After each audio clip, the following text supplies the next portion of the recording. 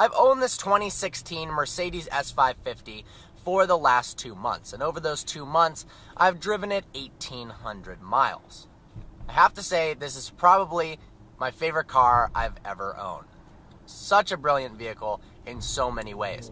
No car is perfect, however, so here are some of the things I hate about my Mercedes S-Class.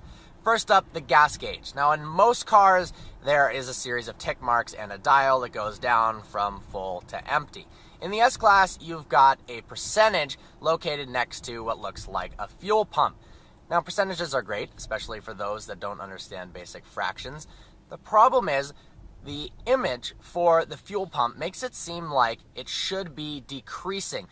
It's got a little black rectangle at the top of it that seems like the fuel level is 75%. You're used to either seeing a fuel level drop like this or a dial, so it's a bit confusing, and it's kind of so counterintuitive that you often forget to look at the percentage and you don't know how much gas is left. And then when you hit 10%, you get an indication, and when you get super low, all it shows you is a picture of an S-Class being filled up at a gas station. It doesn't tell you how many miles are left. Not very helpful. Going along with that, the gas mileage is horrible. This is a daily driver. Obviously, you know, when you're buying a huge luxury vehicle, you're not caring a ton about gas mileage.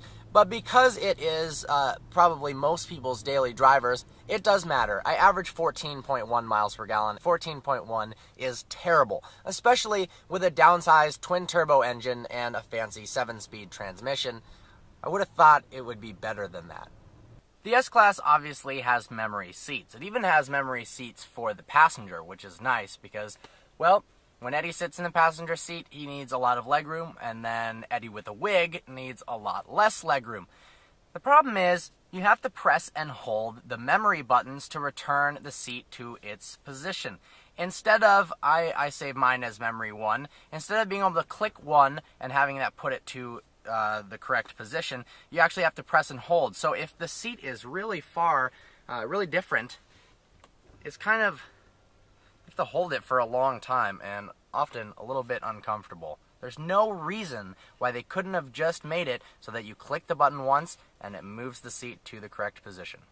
The climate control is a bit annoying as well. There's a main home button. You click this vehicle-shaped button in the center console area, but you can't access any of the climate control from there. You have to click the menu button on the center stack near the climate control buttons, which doesn't, it should just be called climate control menu or something. Menu seems a little bit confusing. You click that and then you're given an array of ridiculously confusing options for ionization and climate mode, adjust footwell, the distribution of the air, and stuff like that you really care about. It has a V8, but you can't hear it. When you floor it, it doesn't have a nice exhaust note whatsoever. In fact, the only time you can really hear it is if you're on the outside of the car when it's really cold out and you're doing a cold start.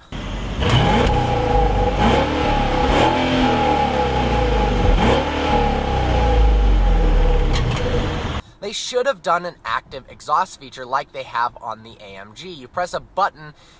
Normally, let's say, it's a luxury car, so you keep it quiet, but the AMGs have a button that you can press if you want to hear the exhaust note. And with a big V8 engine, I certainly miss it. I hate the clock in this thing. Now, I love watches a lot, so having an analog clock is a welcomed addition to the interior. However, the styling is horrible, especially compared to the IWC upgrade in the AMG models. It looks so much better. I wish they could have just incorporated that in the lower end models. It's just kind of tacky, in my opinion. Bluetooth audio, it's great. The sound system is absolutely brilliant, but it takes too long to pair to your phone every time you turn the car on and off. When you hop into the car, you can click the radio and instantly it's fired up.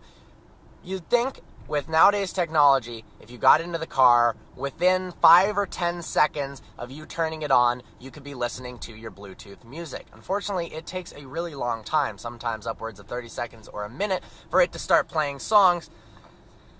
I don't know. I like listening to music when I drive, especially in a car like this. It's relaxing. Wish it'd be a lot faster than that. The self-driving feature on this car is cool, but it's a bit of a gimmick due to government regulations. Unfortunately, you have to put your hands on the steering wheel every 10 seconds, otherwise it discontinues the system, and that really bugs me. Mercedes has it there to where you really don't need to put your hands on the steering wheel every 10 seconds. It's pretty good at sensing the road. But having to do that, it kind of defeats the purpose of having a somewhat autonomous vehicle when you have to have your hands hovering on the steering wheel and you have to grab it every 10 seconds. That's not self-driving. I'm not a fan of the volume controls on the steering wheel. They're buttons. If you want to change the volume, make it go up really quick or down really quick, that's just not a ergonomic thing to do with individual buttons. Now you can scroll, and I find myself mostly resting my hand on the center console using the scroll feature. Now Audi, like in the A8L, has a scroller on the actual steering wheel itself to change the volume. Mercedes, you should integrate that. The S-Class is extremely expensive. This one was $118,900. But it doesn't come with some standard features that come in a lot of cheaper cars, and it's a little bit frustrating. One being heated or cooled rear seats.